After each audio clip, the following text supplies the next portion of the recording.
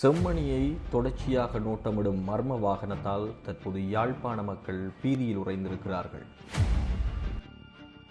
செம்மணியில் அடுத்தடுத்து தொடர்ச்சியாக எலும்புக்கூடுகள் மீட்கப்பட்டு கொண்டு வருகின்ற நிலைமையில் இந்த வாகனத்தில் வந்தவர்கள் யார், எதற்காக இவ்வாறு நோட்டம் விடப்படுகிறது?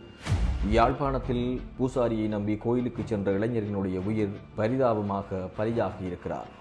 மூட நம்பிக்கையால் காவு வாங்கப்பட்டிருக்கிறது 31 வயதான இளைஞரினுடைய உயிர்.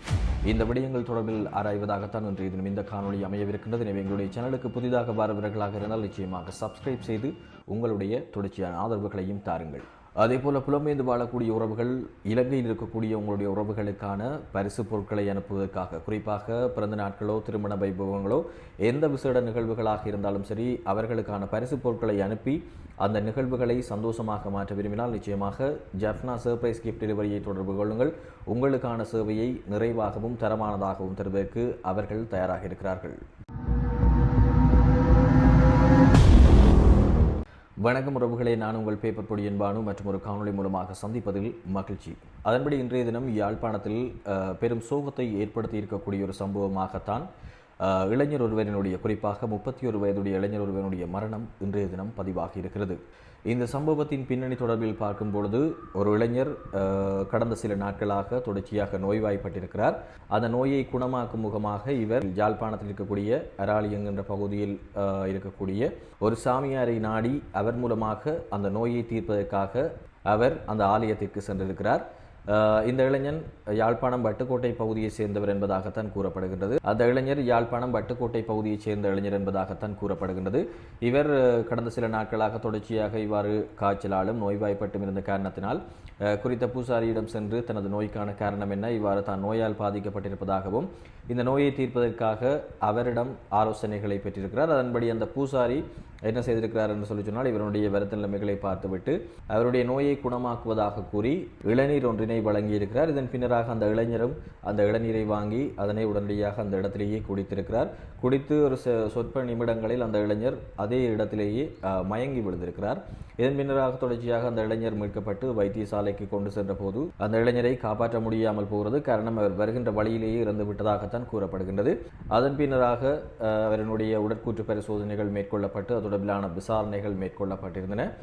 உடற்கூற்று பரிசோதனையில் அவர் எவ்வாறு இறந்தார் என்பது தொடர்பான விடயங்கள் சரியாக வெளிவரவில்லை.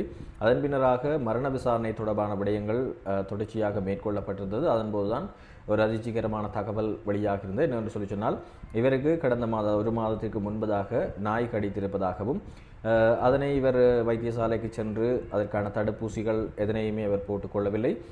நாய் கடித்த அந்த காயங்களுடனே இவர் தெரிந்திருக்கிறார். அதன் பின்னராகத்தான் தொடர்ச்சியாக இவருக்கு அந்த காய்ச்சல் நிலைமையும் வந்திருக்கின்றது.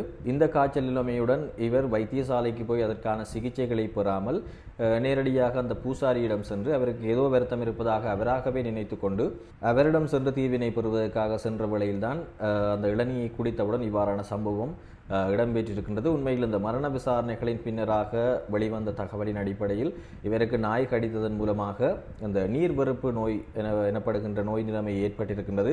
இதன் போதாக அந்த இளநீரையும் குடித்தவுடன் சம்பவ இடத்திலேயே அவர் மரணமடைந்திருக்கிறார் என்பதாகத்தான் தற்போது அதிர்ச்சிகரமான தகவல் வெளியாகி இருக்கின்றது. உண்மையில் இது ஒரு செய்தி என்பதை தாண்டி நிச்சயமாக இந்த காணொலியை பார்த்து கொண்டிருப்பவர்களோ அல்லது எங்களுடைய மக்களோ ஒரு சில விடயங்களை நாம் உணர்ந்து கொள்ள வேண்டும். மத நம்பிக்கை, கடவுள் நம்பிக்கை என்பதை தாண்டி அவை இருக்கத்தான் வேண்டும். அவற்றை நான் எந்த குறையும் சொல்லவில்லை.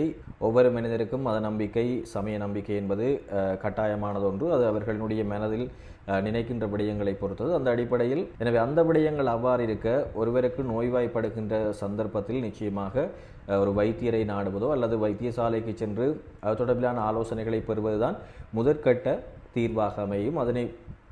அதை விடுத்து இவ்வாறு சாமியாரை சென்று அந்த நோய் நிலைமையை போக்குதலோ அல்லது எனக்கு செய்வினை செய்து விட்டார்கள் என்று சொல்லி அந்த நோய் நிலைமை போக்குவது தொடர்பிலான விடயங்களை எடுப்பது என்பது நிச்சயமாக அது மூட நம்பிக்கைகளை தோற்றுவிட்டு இது போன்றதான ஒரு சம்பவத்தையே உங்களுடைய உறவுகளுக்கும் ஏற்படுத்துவதற்கான வாய்ப்புகள் இருக்கும். எனவே மீண்டும் நான் வலியுறுத்துகின்ற விடயம், அண்மைய நாட்களாக இந்த பல்வேறு வீடியோக்கள் மூலமாக பார்க்கக்கூடியதாக இருக்கின்றது. சிலரினுடைய வருத்தங்கள் மேடைகளில் வைத்து குணமாக்கம் செய்யப்படுவதாக சில வீடியோக்களை நாங்களும் பார்க்கின்றோம். அதனுடைய உண்மைகள் பொய் நிலைமைகள் என்பதை தாண்டி ஏதாவது ஒரு வருத்தம் ஏற்படுகின்ற பட்சத்திலோ அல்லது நோய் நிலைமை ஏற்படுகின்ற பட்சத்தில் யாராக இருந்தாலும் முதற்கட்டமாக வைத்தியசாலைக்கு சென்று ஒரு வைத்தியரை நாடி அது தொடர்பிலான ஆலோசனைகளை பெறுங்கள். அதன் பின்னராக உங்களுடைய மனநம்பிக்கை மனநிலைமைகளை கருத்தில் கொண்டு நீங்கள் கோயிலுக்கு செல்கிறீர்களோ அல்லது பூசாரிகளை சந்திக்கிறீர்களோ அல்லது ஒரு ஃபாதரை சந்திக்கிறீர்களோ எந்த விடயங்களாக இருந்தாலும் அதற்கு முன்பதாக நிச்சயமாக வைத்தியரை நாடி உங்களுடைய நோய் நிலைமைகள் தொடர்பான விடயங்களை அறிந்து கொள்ளுங்கள். அதற்கான தீர்வுகளை பெற முயற்சி செய்யுங்கள். அதன் பின்னராக இந்த விடயங்களை கருத்தில் கொள்ளுங்கள். அதுதான் அனைவருக்கும் பொருத்தமான ஒன்றாக இருக்கும். இல்லையேல் இப்படியான சம்பவங்களை தான் எதிர்கொள்ள வேண்டி வரும். எனவே நிச்சயமாக மக்கள் இந்த விடயம் தொடர்பில் விழிப்புணர்வுடன் செயற்படுமாறு கேட்டுக்கொள்கிறேன். அதே போல இந்த விடயம் பிரயோசனமாக இருந்தால் நிச்சயமாக உங்களுடைய நண்பர்களுக்கும் பகிர்ந்து கொள்ளுங்கள். காரணம் இது தொடர்பில் எங்களுடைய சமூகத்தில் அநேகமான தரப்பினர் மத்தியில் இந்த வாரான மூட நம்பிக்கைகள் நிலவிக் கொண்டிருக்கின்றது. எனவே உயிர் என்பது எப்பொழுதுமே முக்கியமானது ஒன்று. அந்த இழப்பு ஏற்படுகின்ற பட்சத்தில் தான் அதனுடைய வலிகள் என்பது நிச்சயமாக எங்களுக்கு தெரியும். ஆகவே அதனுடைய தாற்பயத்தை அறிந்து விழிப்புணர்வுடன் செயற்பட வேண்டியது அனைவரின் கடமை என்பதை மீண்டும் இந்த இடத்தில் வலியுறுத்திக் கொள்கிறேன்.